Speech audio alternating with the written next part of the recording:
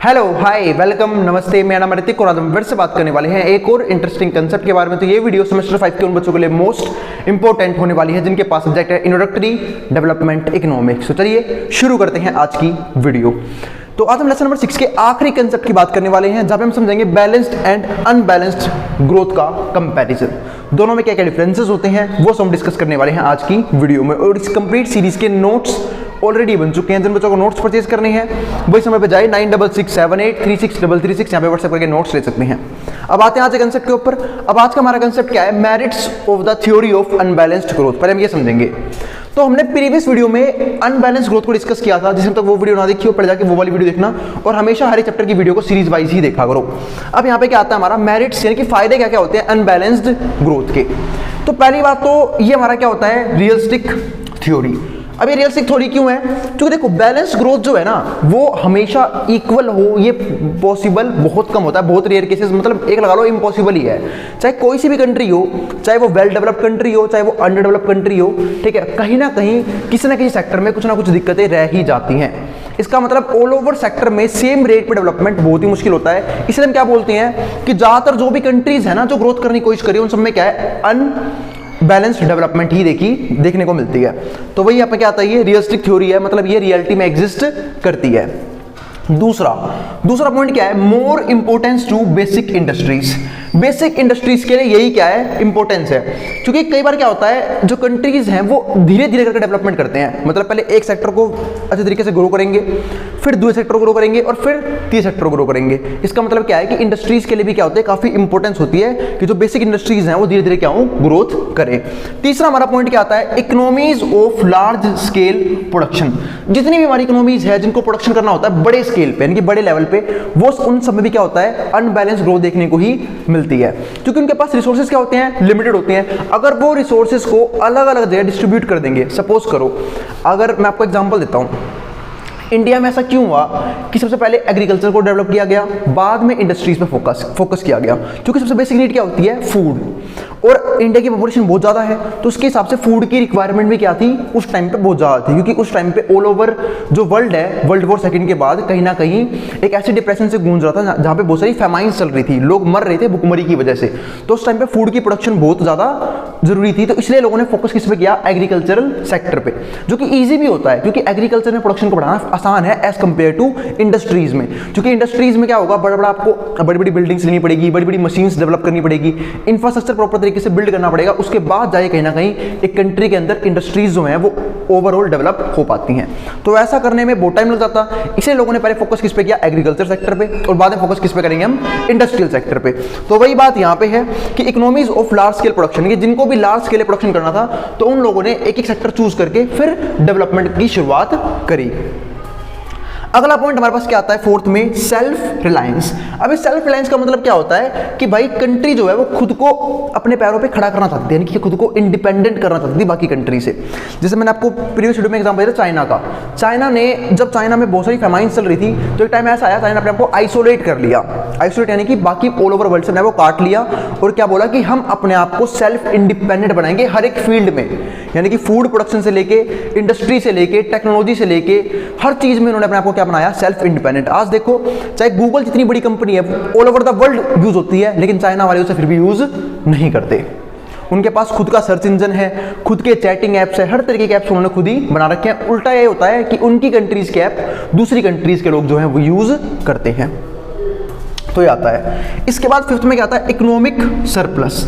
अब economic surplus का मतलब क्या होता है कि कहीं ना कहीं अनबैलेंस जब ग्रोथ होती है तो इकोनॉमिक सरप्लस देखने को मिलता है। मतलब सपोज करो अगर एग्रीकल्चर सेक्टर डेवलप किया गया इंडिया के अंदर तो इसकी वजह से क्या हुआ कि जो एग्रीकल्चर डेवलपमेंट की वजह से जो फूड है उसकी कभी कमी नहीं पड़ती इंडिया के अंदर। हाँ वो अलग बात है, फिर भी कई लोग जो है वो फेमाइन्स की वजह से भुखमरी की वजह से मारे जाते हैं। उसका एक रीजन ये है कि प्रॉपर डिस्ट्रीब्यूशन नहीं होता। वो हम कभी और डिस्कस करेंगे कि फूड की इंडिया में कोई दिक्कत नहीं है, इंडिया में बफर स्टॉक मेंटेन किया जाता है प्रॉपरली, कि मतलब जो फूड है ठीक है उसको स्टोर करके रखते हैं एक्स्ट्रा फूड को, ताकि कभी भी अगर किसी तरह की दिक्कत आई, इमरजेंसी आई, फेमाइन्स आए तो उस टाइम पे उस फूड को यूज किया जा सके। लेकिन प्रॉपर डिस्ट्रीब्यूशन ना होने की वजह से हो सकता है कई लोगों तक खाना नहीं पहुंच पाता, जिसकी वजह से कई लोगों की जो है डेथ वगैरह हो जाती है। लेकिन फूड की इंडिया जैसी कंट्री में तो कोई प्रॉब्लम है ही नहीं। इसके बाद क्या आता है हमारे पास यहाँ पे criticism of theory of unbalanced growth.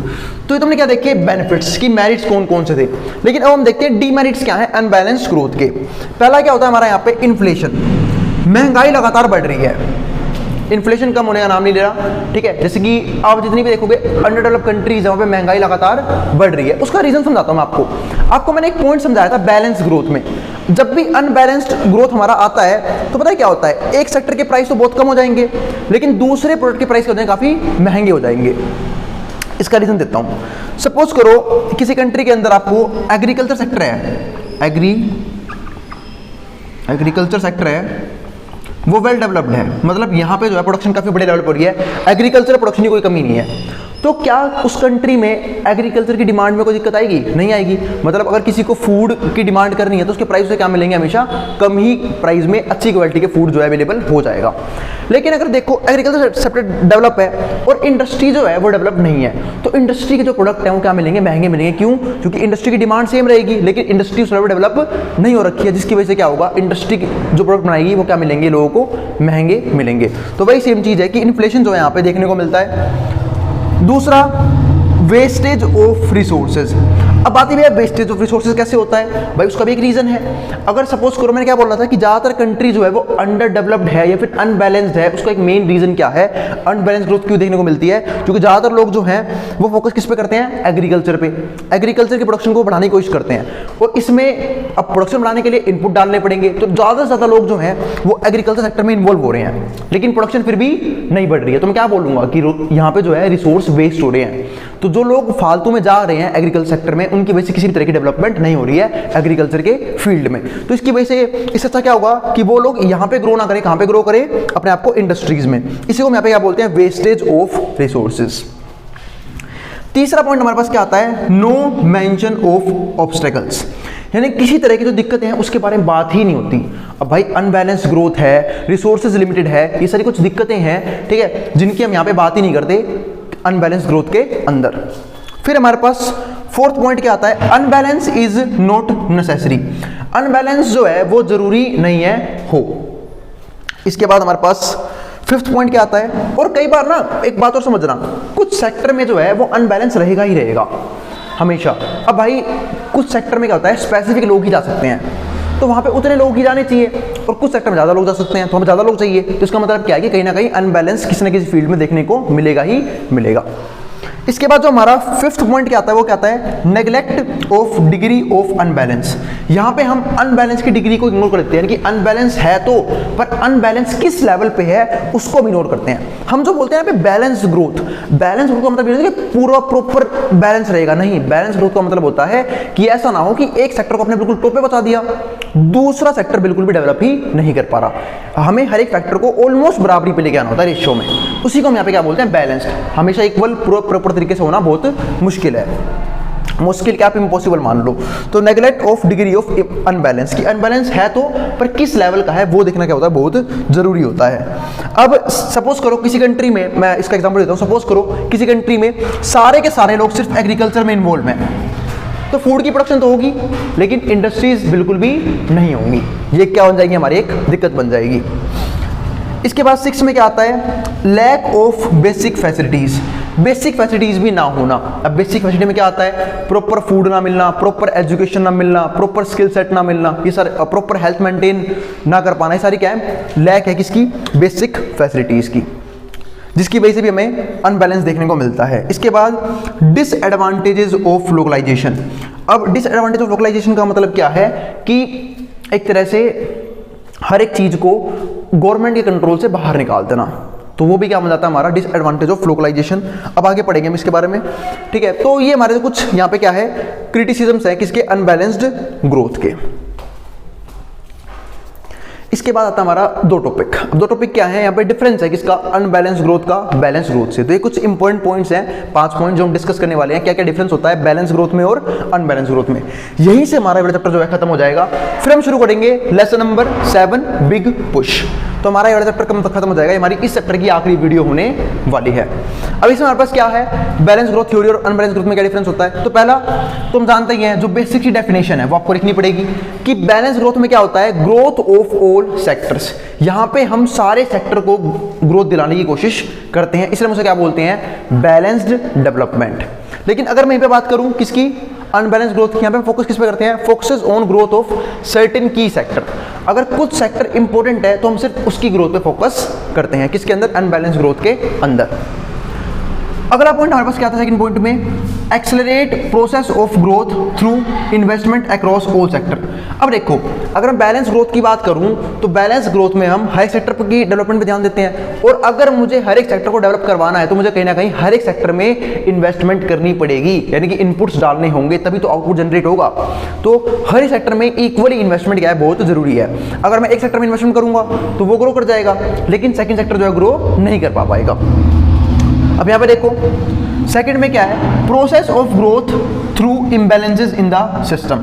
मतलब यहां पे हम ग्रोथ पे ध्यान देते हैं लेकिन सिर्फ कुछ इंडिविजुअल सेक्टर पे, और जिस सेक्टर को मुझे ग्रो करवाना होता है मैं सिर्फ उसी में बार बार इन्वेस्टमेंट करता रहता हूं। सपोज करो मुझे अगर एग्रीकल्चर सेक्टर को डेवलप करना है तो मैं सिर्फ वहां पे पैसा डालता रहूंगा, वहां पे लोगों को लगाता रहूंगा ताकि वहां पे प्रोडक्शन को बढ़ाया जा सके। तो इस तरीके से वहां पे सिर्फ कुछ सेक्टर पे ध्यान दिया जाता है, यहाँ पे हर सेक्टर पे इन्वेस्टमेंट की जाती है। तीसरा पॉइंट हमारे पास क्या आता है, requires lot of capital investment right from the beginning of growth process. यहाँ पे स्टार्टिंग से ही बहुत ह्यूज अमाउंट ऑफ कैपिटल चाहिए, क्योंकि देखो अब तीन सेक्टर हैं, आपको तीनों डेवलप करने हैं और रिसोर्सेज लिमिटेड हैं। तो भाई आप जब तीनों डेवलप करोगे तो आपको रिसोर्सेज भी तो ज़्यादा देने पड़ेंगे ना, तो पैसा फालतू लगाना पड़ेगा। तो एक ह्यूज अमाउंट ऑफ कैपिटल चाहिए होता है ताकि हम उसे तीनों में डिवाइड कर सके और तीनों की डेवलपमेंट की जा सके, मतलब हर एक सेक्टर की डेवलपमेंट की जा सके। तो हर एक सेक्टर पे पैसा भी लगाना पड़ेगा, और जब इतना सारा पैसा लगेगा तो हमें क्या चाहिए, ह्यूज कैपिटल चाहिए लगाने के लिए।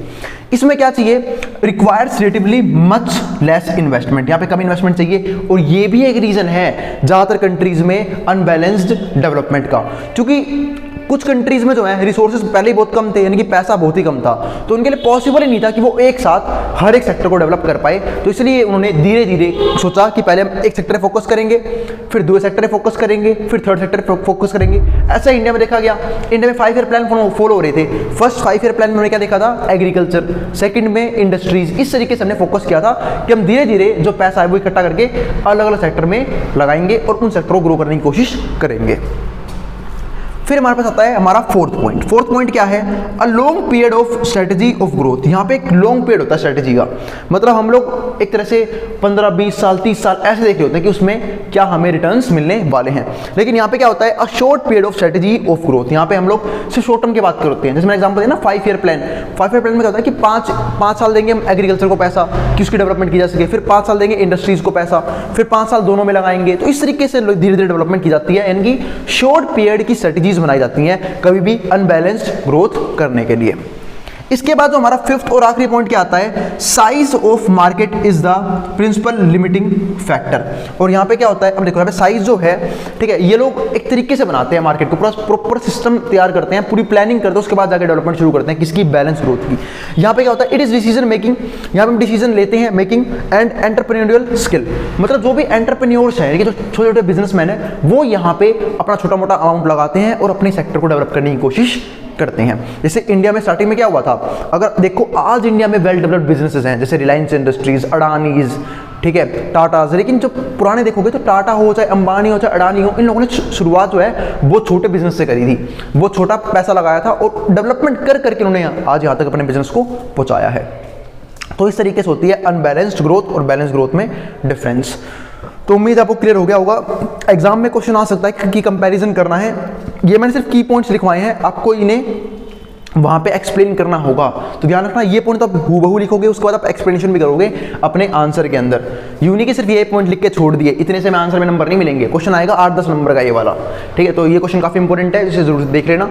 अब हम मिलेंगे अगली वीडियो में, जहाँ पे हम बात करेंगे बिग पुश के बारे में, कि नया चैप्टर शुरू करेंगे। और यहाँ तक हम रोकते हैं इस वीडियो को। तो अब जिसको जो उतारना उतार सकता है, मैं हट रहा हूँ बोर्ड के सामने से। और अगर वीडियो पसंद आई हो तो वीडियो को लाइक किए बिना मत जाना और चैनल को सब्सक्राइब भी कर देना ऐसी वीडियोस के लिए। फिर भी किसी भी तरह की क्वेरी रह जाए, किसी तरह डाउट रह जाए, कमेंट बॉक्स में कमेंट कर सकते हैं, मैं उस क्वेरी को रिजॉल्व करने की पूरी कोशिश करूंगा। जिसको जो उतारना उतार सकता है, मैं हट रहा हूँ बोर्ड के सामने से।